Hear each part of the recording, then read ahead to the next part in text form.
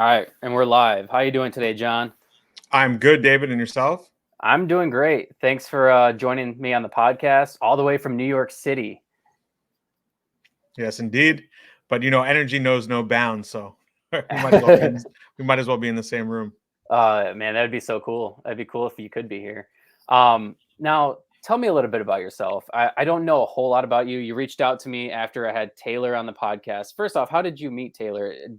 Are you guys friends? You guys go way back?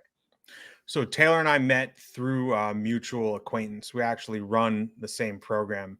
We both got healthy and kicked our vices and escaped a life of negativity through the same process. And folks that walk the same path or are involved in the same process are in the same group, and our paths intersected in the digital space by following in the footsteps of someone, our same mentor, essentially.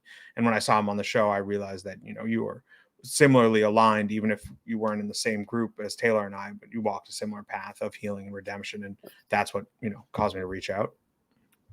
Now, when you say the same group, what is that group? The Watson Fit coaching program. This is a group fitness program based on mindset and just positive living. Group of folks that are interested in living a better life through aligning the actions we take every day with the future we desire. And it's a coaching program. And Wes Watson did a long stretch in prison. When he came out, he used the tactics that he formed in jail in an extremely adverse environment to help guys in the so-called free world, such as myself and Taylor, heal themselves and kick their own negative habits and kick their own negative vices and replace them with positive habits and positive ways of living.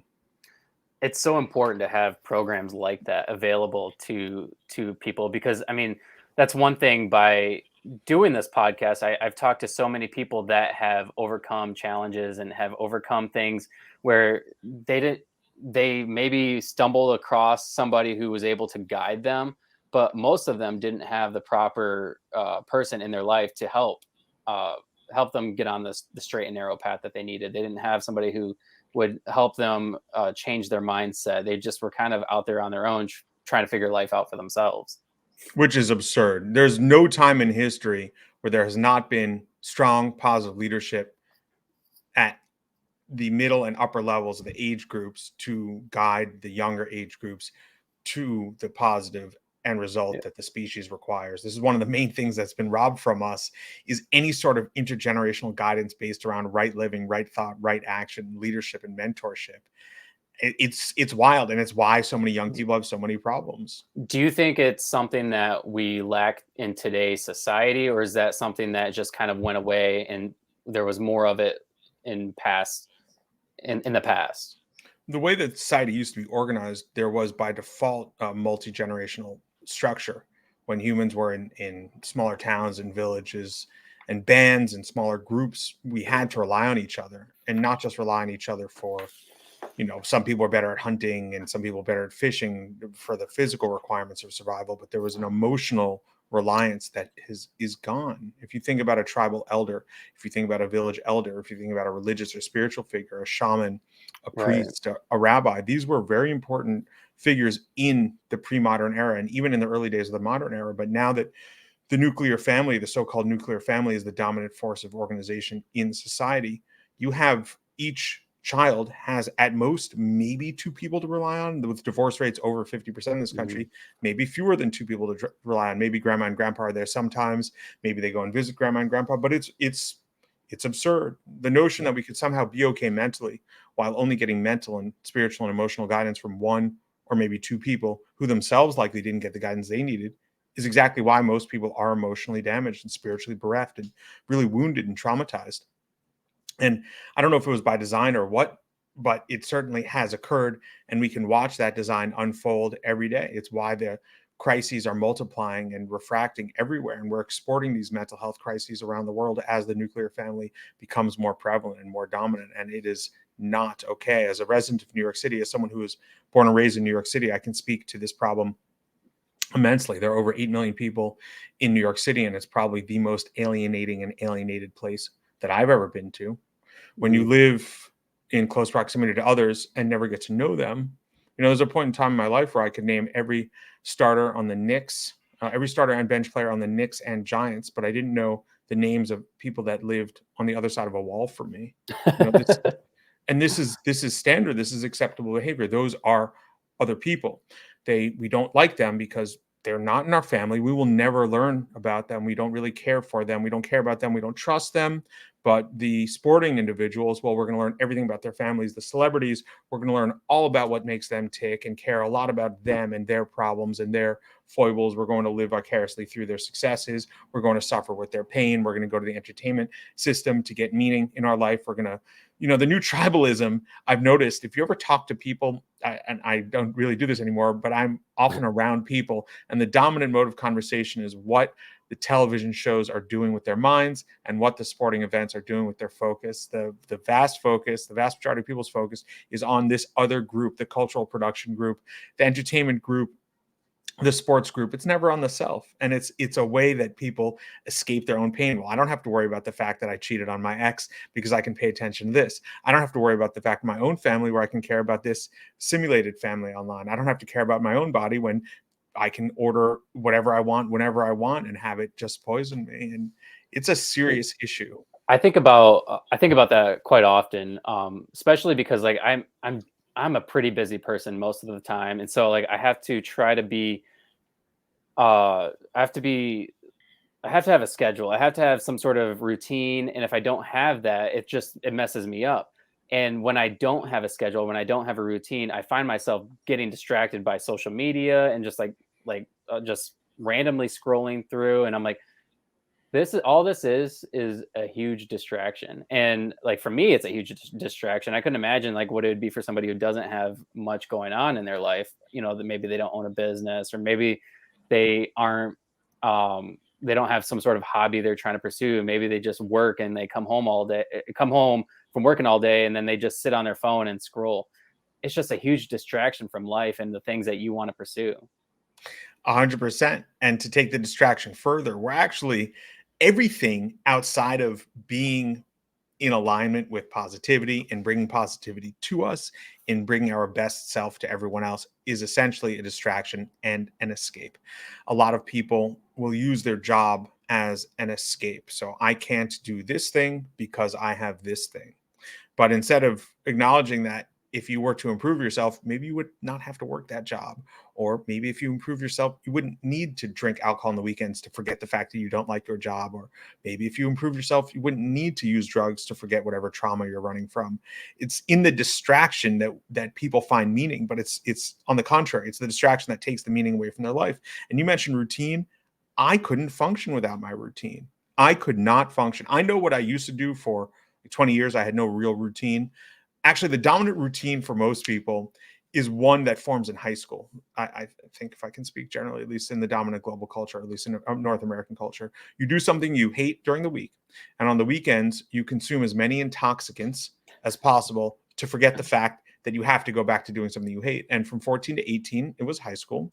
For a lot of people, it's the college work, or you go straight into the job market, whatever it is. And then you have Monday through Friday where you're doing something you don't like, but you have to do it. And on the weekends you do it. And this is really the dominant force of existence. This is people's routine. They have this 5-day thing I don't like, and then 2-day hedonism. And that's the routine for me. And I'm assuming for you as well. It was pretty clear for you as well. I have a daily routine, a structure where I wake up at a certain time, I engage in a certain physical activity, I consume a certain quantity and quality of food, I give this amount of effort towards income generating things. And then that's my routine. But the routine we're encouraged to do is this BS escape. That's not a routine. Running to that stuff on the weekends is not a routine. That's just nihilism. Yeah, it's interesting to watch when you talk like, what, are you still there? I'm here. Okay, that was weird. Like the sound the audio just like cut out for a minute. No, I'm here. Yeah, it's interesting. Like when I go to work on Monday, asking people like, "What'd you do this weekend?" Oh, like I went to the bar. I'm like, how do you have time? Like, I just don't have time for that. I don't understand. Like, and I don't like the way it makes me feel. Amazing, right? There's a one-to-one. This is how dumb I was. This is how lost I was. And I want everyone to understand that any judgment you hear me passing now is not a judgment against you necessarily. This is a judgment against me, the man I was from 14 to 34. People need to understand that. They get so sensitive when they hear me speak the truth because what I say is the truth, and it makes them vibrate a certain way. But the truth that makes you vibrate that way is just me speaking out against 20 years of poor behavior. But this is how dumb I was. It took me 20 years to learn this lesson. You ready? There's a Ready? one-to-one correlation between drinking a lot at night and being hungover and feeling like crap in the morning. And that was a 20-year lesson for me. I had to make that mistake for 20 years before I realized, this anxiety I feel, the dry mouth, my half empty wallet, the mistakes I made with other people, the drug use, and all this nihilistic stuff, the late night eating, is all because I consumed too much booze last night. And yeah, and when I'm around hungover people, I'm like, do you not understand? Like, you asked for this? Like, people get exactly what they ask for with their actions, and they wonder why they're broke, overweight, miserable, hungover, anxious, probably on prescription medication. Guys, you asked for that with your actions. So yeah, showing up to work on Monday is a glorious feeling for me. I love it. I work for a much smaller company now, but for years, 2 years before this, I worked for a massive multinational tech company. And those Monday meetings, they're all Zoom meetings, were brilliant. Everyone had their camera off. Everyone was dragging their rear ends. Everyone was clearly in their feelings. Everyone had made mistakes, and your boy was chilling. I always had the camera on. I wanted to troll them. I never did it, but I wanted to show up shirtless one day just to really stun on them and flex on them. But I probably would have lost the job. But yeah, man, you're right. Like, I'm curious to hear tell us. I want to you know my routine. What do you do to stay sane?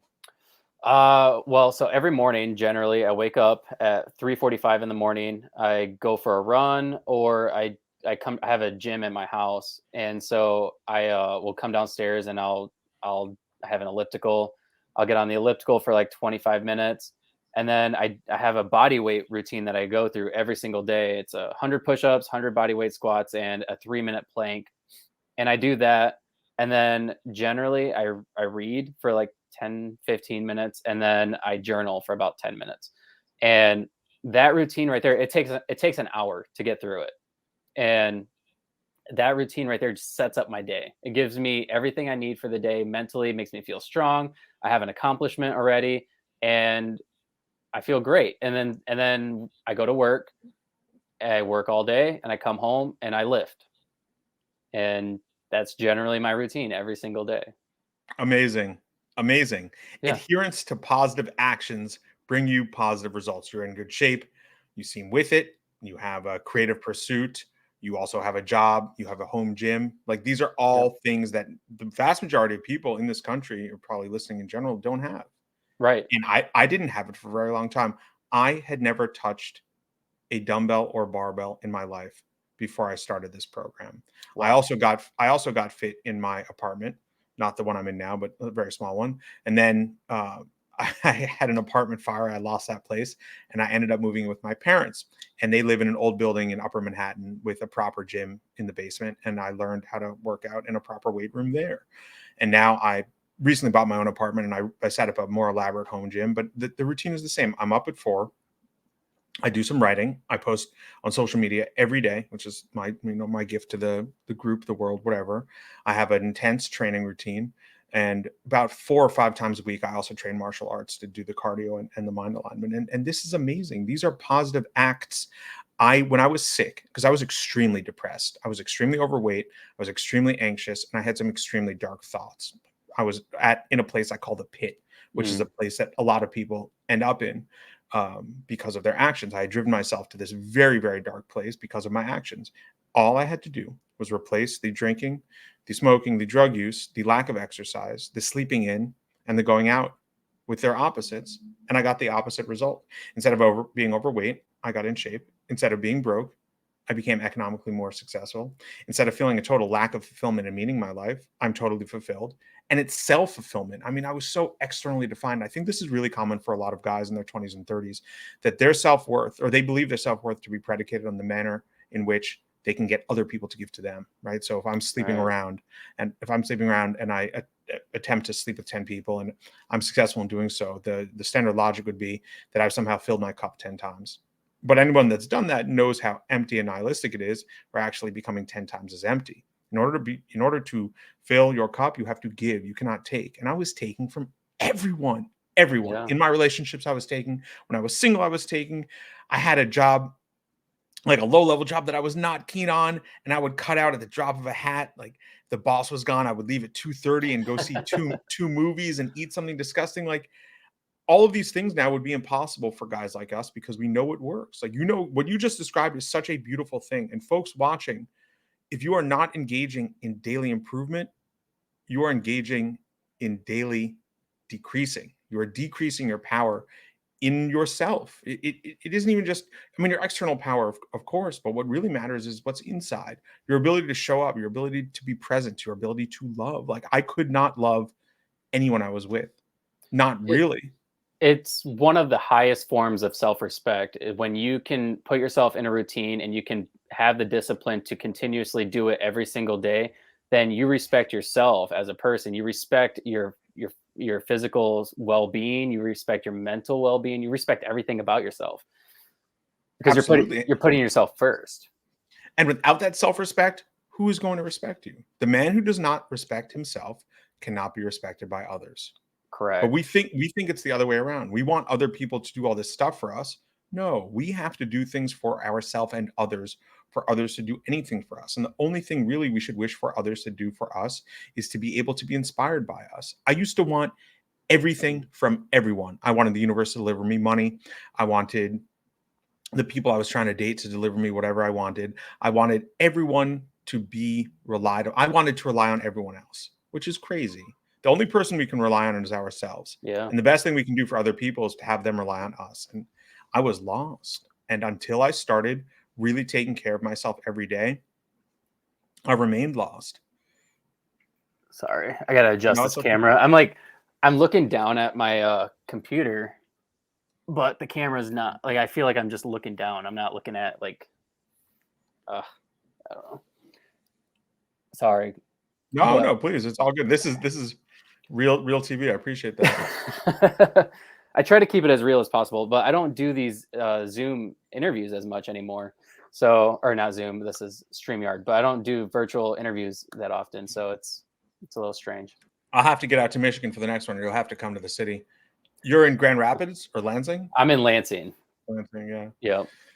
Got you. But yeah, I mean, the big issue is I was, and the real challenge that I see in New York is how many people that others would believe to have it all that actually have nothing. Mm, Our culture, the typical conception of success is monetary gain. New York is yep. filled. The middle class here would be very wealthy elsewhere.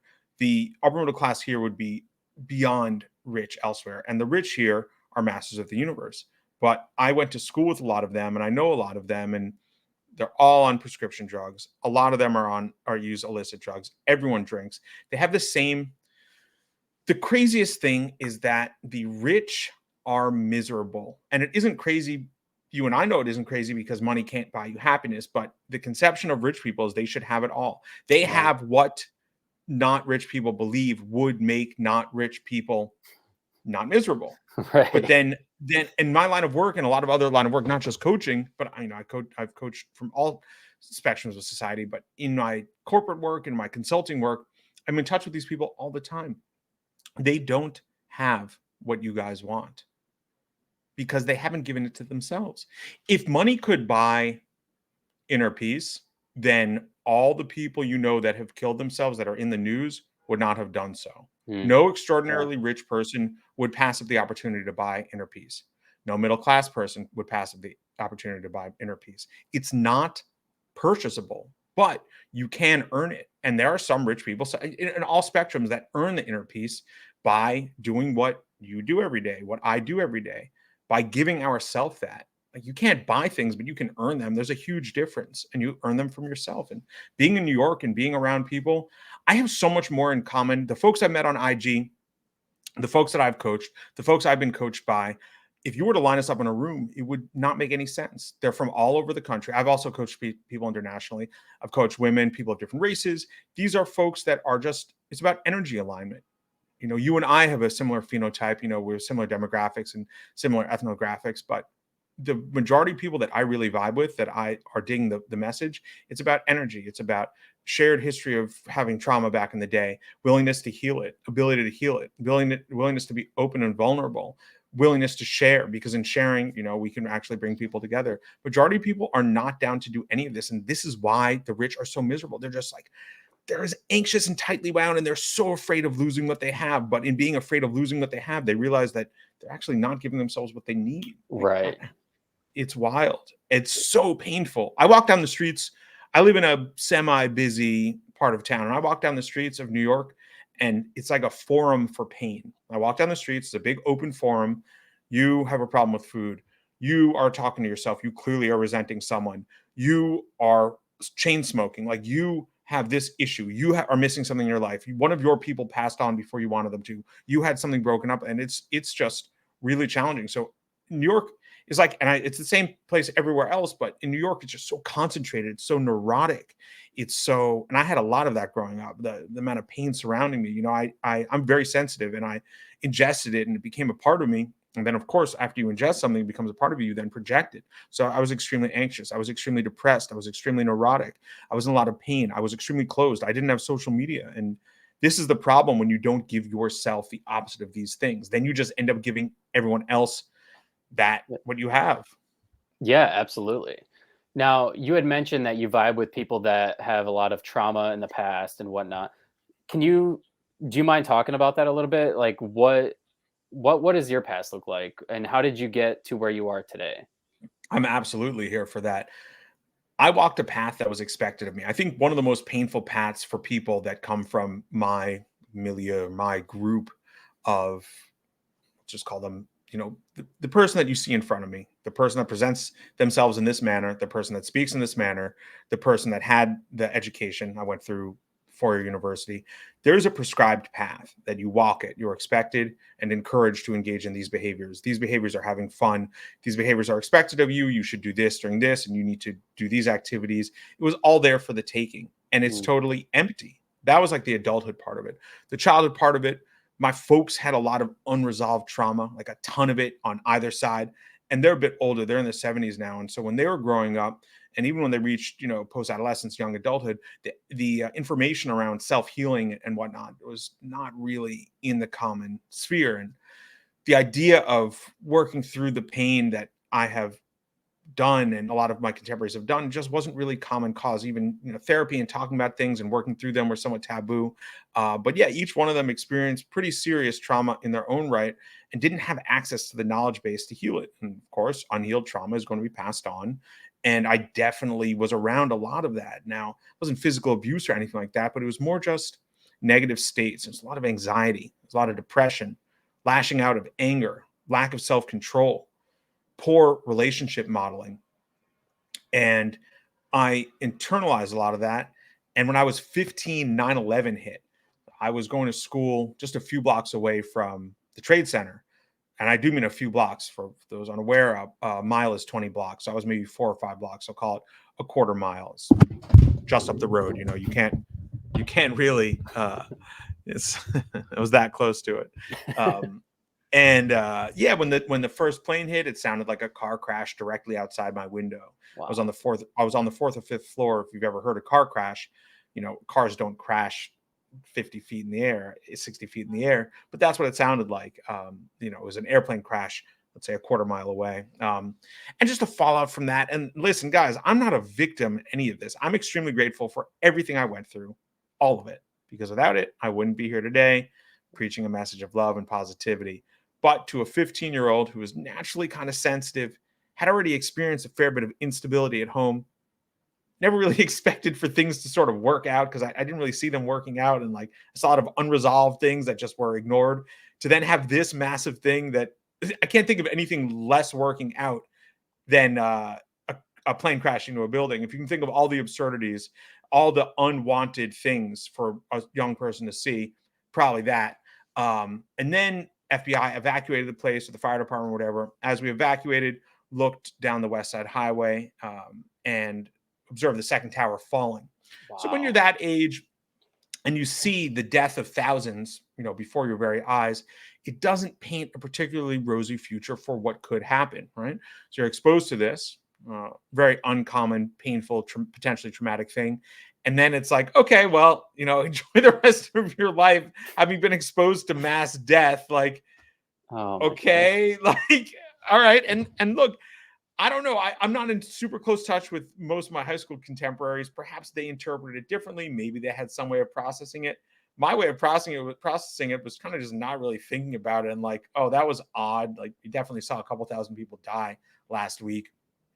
And combination of like this trauma, and then when I got to college and high school, like I said, that routine of doing something you don't like and then, losing control on the weekends, that's not a good mix. Like, you take a naturally sensitive person who was around a lot of instability, experienced an extremely destabilizing event, and then put them in an area that you can essentially do whatever you want, which has been my life, because I haven't really had to do much other than what I want to, and recipe for disaster. So, a lot of drinking and drug use and hooking up. Like, I was always targeting the worst individuals. I just brought a very bad version of myself to my relationships.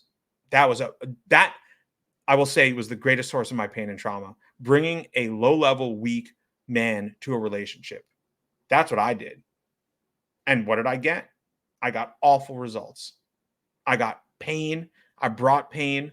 I brought negativity, unreliability, infidelity, the worst things for a man to do and bring. I brought to my relationships, casual and more serious. And it was awful. So there's a lot of self-trauma. You can't damage others without damaging yourself. And in damaging yourself, you're just priming yourself to damage others. It's just damage after damage. And it reached a pretty dark point. I went through a breakup in late 2020. It was a catalyst for my darkest state.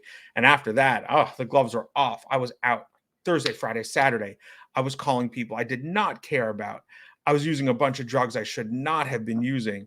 I was drinking as a tool to escape. I was eating like a insane person, and I was just hating life. If you do a bunch of self-hating acts and a bunch of hateful stuff, you are going to feel hated by the universe, and because you are hating yourself. The man that overeats, overdrinks, and sleeps around automatically hates himself, because those things are inherently negative and inherently hateful. So you do a bunch of inherently negative, inherently hateful things that are encouraged by society, right? After a breakup, rebound, bro. Like, live your best life. Like, live in New York City. It was insane. Everything. This town is so, all of that. Whatever you want to summon, you can summon. And being weak and broken, I did so, and it drove me to the pit. And man, it got dark. It got so dark, I was thinking about killing myself. Straight up. I'd be on a commute to a job that I didn't like, on the subway, and thinking, like, is today the day? Like, maybe, like, what's the best way to do this? Like, really, it was serious thoughts. And that's when I reached out to a coach, someone that had been in a negative place himself, mentally, physically, spiritually, emotionally, financially, always, and got through it stronger than ever. So that's what needs to be done. And that eluded me for a long time. I always thought, how can I feel better? How can I feel better? Well, find someone, guys, this is what I want to get across to you. You find someone that used to have your problem, no longer has your problem, and you ask them, hey, how do I not have this problem anymore? So I was overweight, solve that. I was extremely anxious, solve that. I was extremely depressed, solve that. I had the worst resentment against my parents, which I don't have anymore. I spent the whole day with them yesterday. My brother, my little nephew, I see them as much as possible.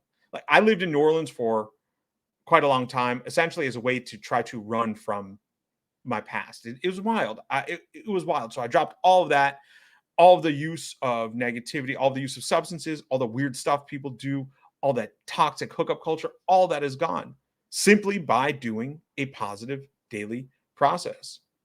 So that's a lot. That's a lot to unpack there.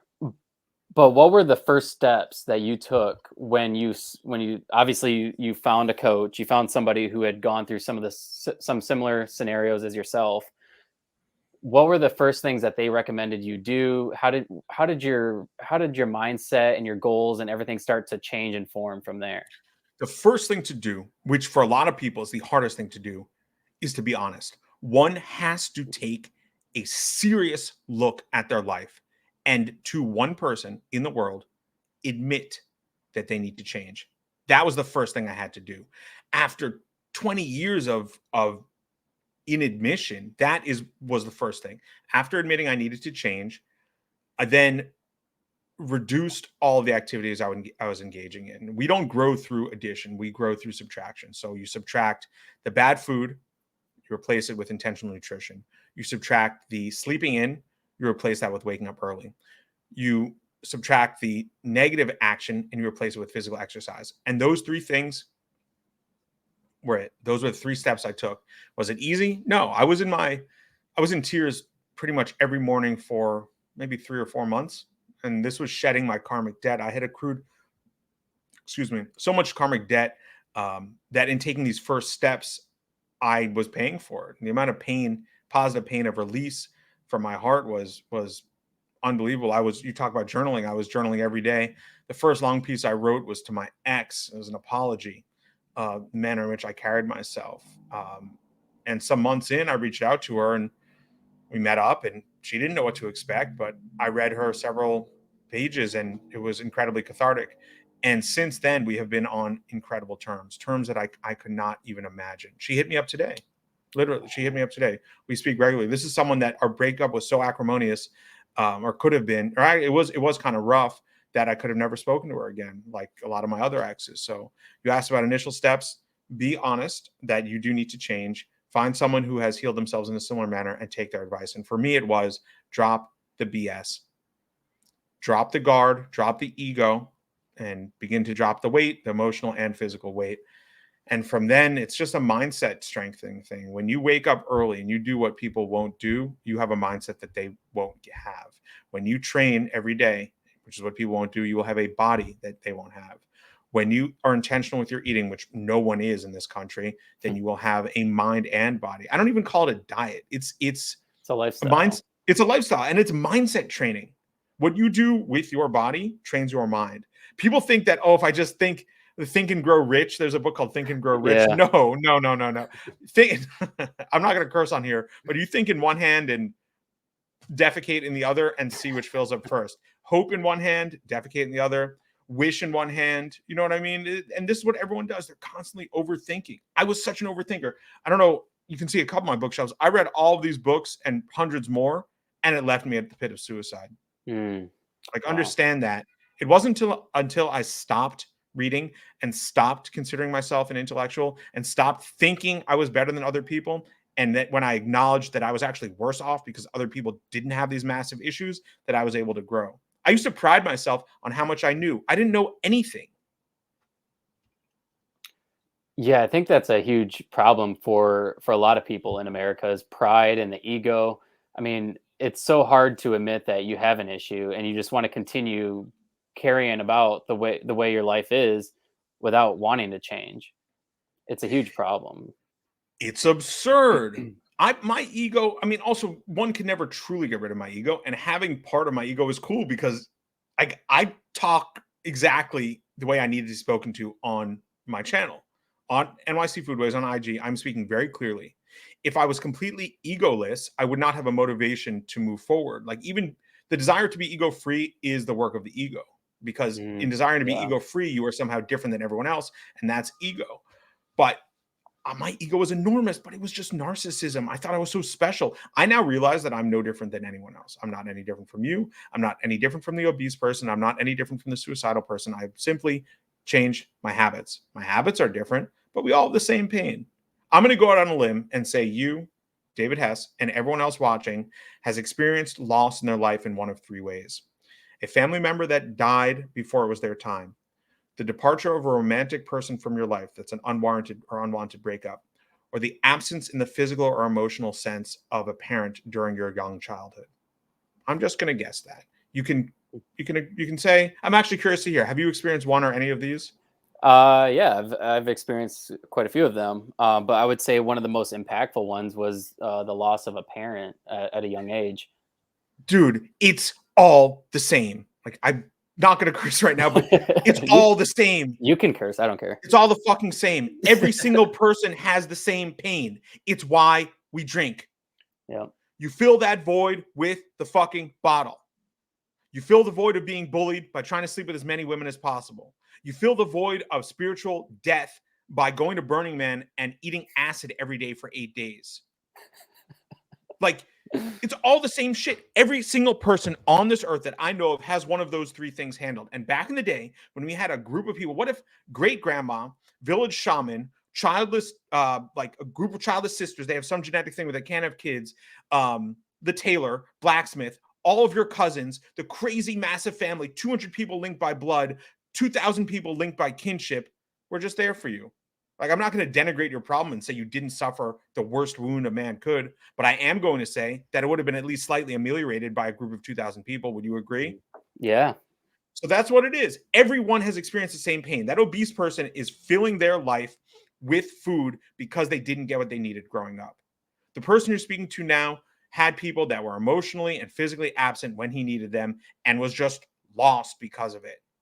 And I don't blame anyone. I've spoken about this before, but there's a difference between being responsible for your pain and being the cause of your pain. So someone else caused your pain. Someone else caused my pain. Someone else caused everyone else's pain. But that doesn't make them responsible for it. There's only one person that is responsible for your pain and my pain, and that's us.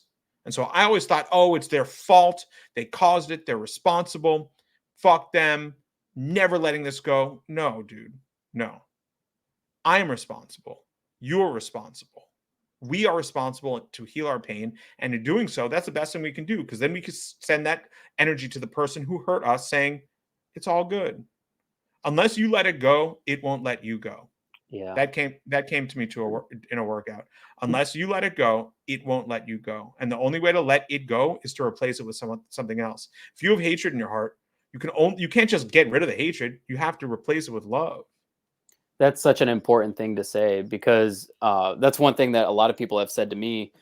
I've had a lot of, I mean, my past is pretty crazy, but I've had to forgive a lot of people in my life, parents, adopted parents, just for the trauma that they put me through as a young person, and the trajectory of my life at a young person. Because I mean, I moved out when I was 17, and it left me on my own. And I've been on my own ever since, and just been trying to like figure life out. Yeah, exactly. Like Hell yeah. how awesome. But if those things didn't happen to me, I wouldn't be where I am today. But the thing is I've had to forgive these people. I've had to let that go. But so many people have said to me, like, I don't know how you could forgive them. I don't know how you can even have a relationship with them. But the thing is like, for peace of mind for myself, for me to have a better life for me, is to forget about that stuff. Forget about the hatred, forget about the things that they did to me, forget about the things that like ruined my life at the time. It seemed, it seemed like my life was over. When I moved out when I was 17, I thought my life was over. I didn't think I would be able to be successful. But I had to forgive those people. Otherwise, it was going to hinder my success for There we go. for everything in life, for a relationship. And I'm not talking about success in like a financial way. I'm talking about success mentally and physically and emotionally. It's extremely important to forgive people. It's the ultimate thing. Have you heard this one? Forgiveness is for the forgiver, not the forgiven. I like that. Also, resentment is like drinking poison and expecting the other person to die. And it's why I was so poisoned. I was holding on to so much negativity against other people, but whatever we have inside of us is what we have. Like, how on earth could I resent other people and not feel like the earth had resented me? And I had to do the same thing. And you walk the path of, this feels like my life is ruined. This is extremely destructive. So you can then release that and not be, self-destruction comes from feeling like others have destroyed you. That's how it works. And self-construction comes from understanding that you are there to build others, no matter what. I don't know if you believe in reincarnation. Something else that often comes to me is, I have to be good in this life, in this body, because I'm not sure that reincarnation is real. Some people are sure that it's real, and they think, whatever, next life or whatever. I don't believe. I literally, a lot of people, and if they don't believe that, they seem to be walking that path.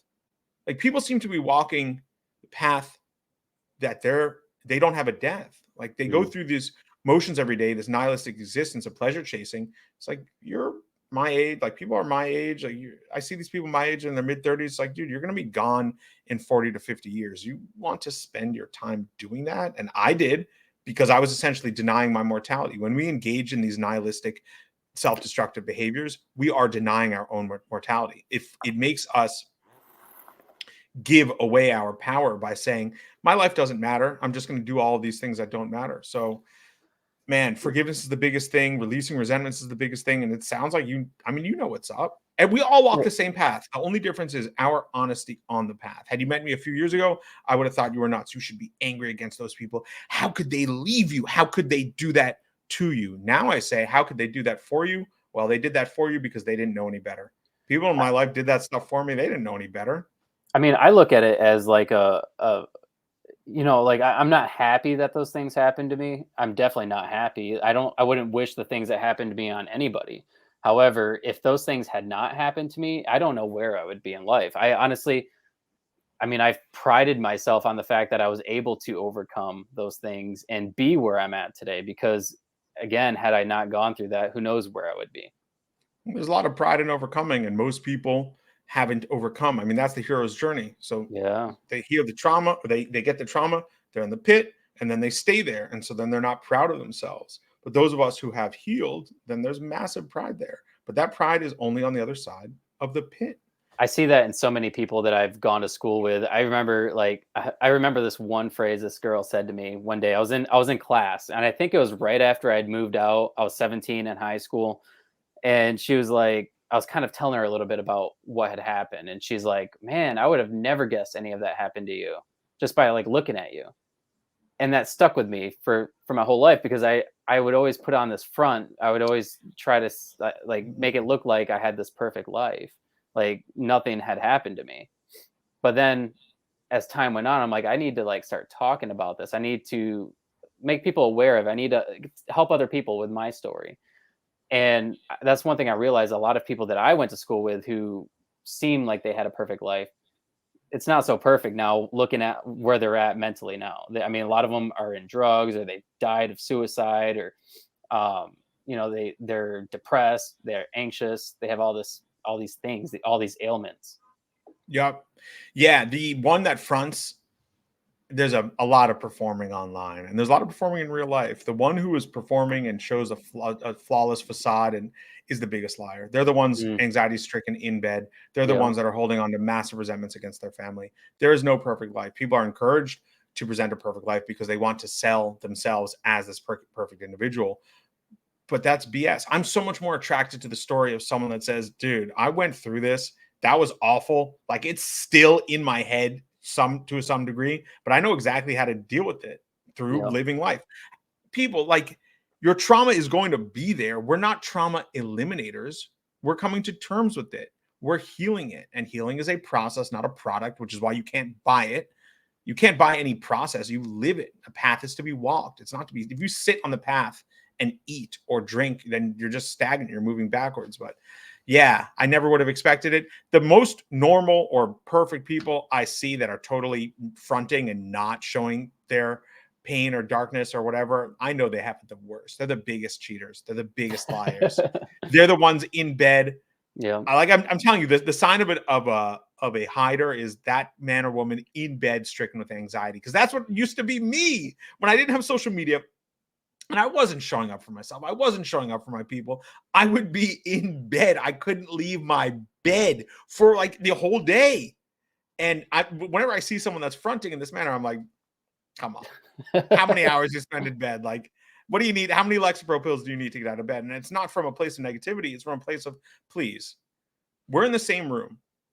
If you are sucking and you're in the same room as me, because we're on the same planet and we're all connected, then how on earth am I going to be doing well? I mean, there's a little bit of selfishness there. Like, I want everyone to be doing well, obviously for themselves and their family. But because I'm so sensitive, my ego is down enough for me to admit that it pains me. Like, the pain of awareness is real. Knowing that people are not working on themselves Mm. causes me pain. I am so sensitive. When I see extraordinarily large people, I'm like, oh my God, your family they must be really worried about you. And then I'm like, fuck, you could do something about that.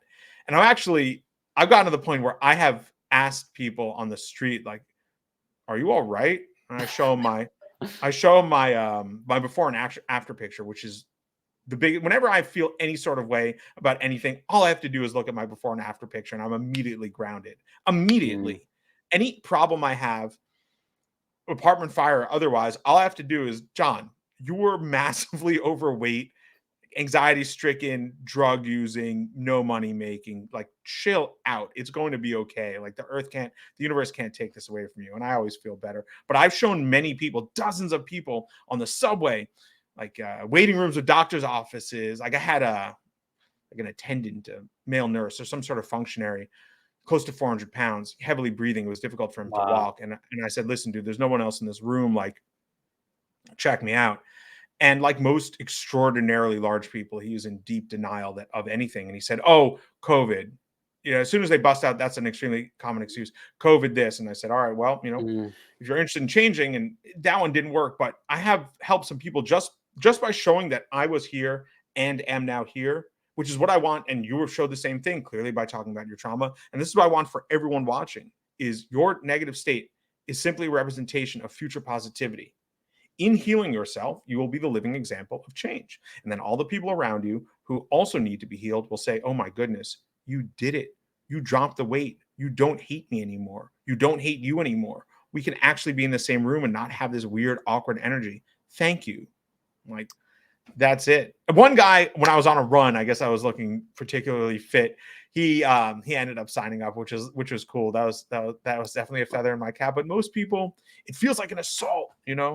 Yeah, I mean, well, most people enjoy hearing stories like that. People like to hear stories of somebody who was 400 pounds or 300 pounds and they lost it all. And now they're jacked and they're just the super disciplined person, because it's like the hero story. It's like somebody who was able to conquer their own life, conquer addictions, um, their own hatred for themselves. People realize that, but yet people still don't take those actions.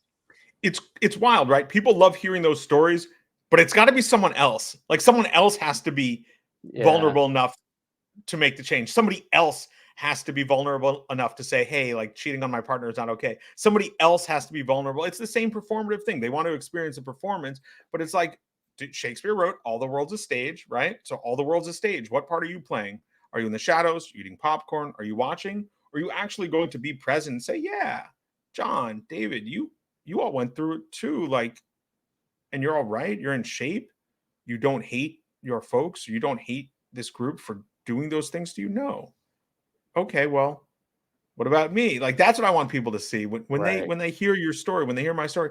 I want them to. I want you all to think like I can do this. Like another thing that really trips me out is I believe more in you guys than you believe in yourself. Like that's the wildest thing. And it makes sense because I made the change and I know that you can make the change. A lot of guys I meet with, they are just large. Like they have the muscle underneath there. I had no muscle. I couldn't do 5 burpees. I couldn't do 10 push-ups. I never touched a weight. So I have a little bit of resentment against, a lot of high school ball players, dudes that were in the military. That's the biggest trip. Out of shape dudes that were in the military are like, oh my God, like you already were disciplined. You already ran a solid program and you are already in shape. You know what it means to be these three things that I never had. I didn't play high school ball. I didn't even work out back in the day. And that's the thing. Like so many guys are limited because they think, oh, I'm overweight, I'm fat, I can never change. No, like, dude, you were high school, you ran track, you were in the weight room for 5 to 6 years in college, or 4 or 5 years in college, whatever it is. Like people have so much untapped potential that I see in them. I can size up muscle tone in a heartbeat, fat or not. I know exactly what people have underneath all that fat. And I was a little bit resentful because what I had to go through, but that made me stronger for it, right? That's what it is. I had to build muscle and lose the fat. I cried when I did my first pull up. That was like 5 months in. I think it took me Wow. 5 months to do a real full pull up from a dead hang. And I burst into tears. I couldn't believe it. I got a college degree. I'm not kidding when I say that doing the first pull up unassisted was more rewarding than this college degree, period. Wow. Yeah, it's real. Yeah, now I can do 10 or so, and that's great. And I want to do more. Yeah. I want to do more. I want to do more. I want to do more with my life. I want you to do more with your life. I want everyone to do more with their life because really have one of these, and who knows where we head after. There is a sense of urgency that is sorely lacking from everyone, and they wake up and they're 40 or 45 and 50 and they don't have what they want, and they think their life is over. Your life is not over. Most of the people I chat with are in the 20s, 30s, and 40s. My eldest client was 59. Like, there are people, everyone can change. 50 is the new 20. 50 is the new 25. 3 months of being extremely disciplined will change your entire existence. And it actually matters. If you think about it proportionally, the older folks, it's actually less of a time investment because they've already lived 50 years. 3 months of a solid program is actually a proportionately smaller fraction than someone that's 20 or 25 or 30 or whatever. So, yeah, it's just about caring about the outcome. Yeah, absolutely. Now, what do you do now? What is New York City Food Ways? What is that? So NYC Food Ways is my coaching program, and it's also Okay. my consultancy. I do food consulting. I'm involved in food rescue, brand development. It's a holistic approach to food. A food way is a cultural pathway through food. And our foodways are broken. We waste a third of all food produced in this country. There's massive issues with overweight situations and obesity. So NYC Foodways is a coaching program. The fundamental basis of it is intentional nutrition. And then I work with folks. I've set up food rescue projects across the country. I have one in the works in Canada. And so there's that aspect as well. I think we can only be as unbroken inside as our relationship is broken or unbroken with food, Mother Nature, and our creator and the earth. And so NYC Foodways is focused on developing the mind, body, and spirit through food, intentional nutrition, through alignment with our creator, through positive love for our Mother Earth, and through intentional living. Our ancestors, for eons, we had to live intentionally. We had to eat seasonally. We had to eat locally. We had to eat in a way that fed our minds, bodies, and souls, or the group would perish. Now the food system is so broken and things are so messed up. People can just eat garbage all the time and they feel like garbage. So, and at NYC Foodways on IG is where I do most of my work. It's where I connect with most of my people. And it's my life's project. Everyone has a role to play. Everyone has a project to develop, whether you are or not. And that project might be hidden. This project was hidden in my heart, in my mind, in my soul. And the phrase NYC Foodways came to me in a workout a few months into walking this path. And I knew I was headed somewhere. I didn't know where. At first, I thought I would be doing long form YouTube pieces, which I did about various cultural things. I have a YouTube channel, also same name, NYC Foodways. And then it evolved into a coaching program because I realized that this is the most valuable thing I have. My knowledge of how to go from this negative state of wasting our time, wasting our energy, wasting our food, wasting our spirit to a positive state of abundance and love and connection is the most valuable thing I have. So I would be the most selfish man in New York if I didn't seek to share it with everyone in the world. So this coaching program, anybody can do. Absolutely. Man, woman, child.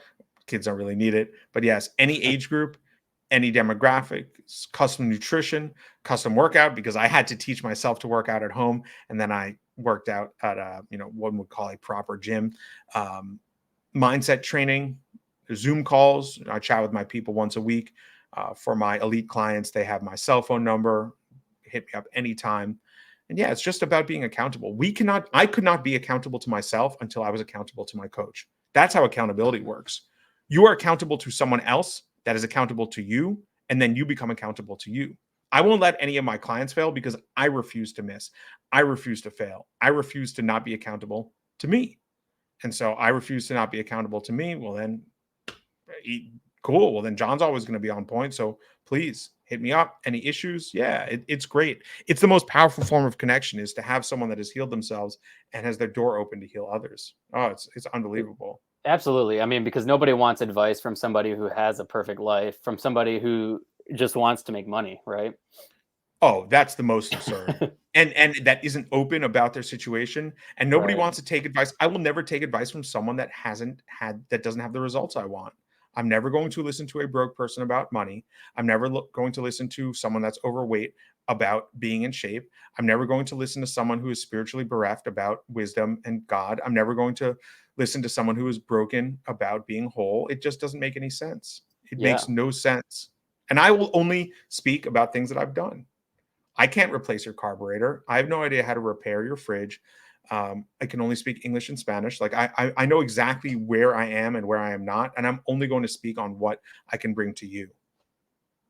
I mean, that's so important because so many people speak out of term, and so it's good to know where you stand and to only speak on experience or speak 100%. speak from experience rather.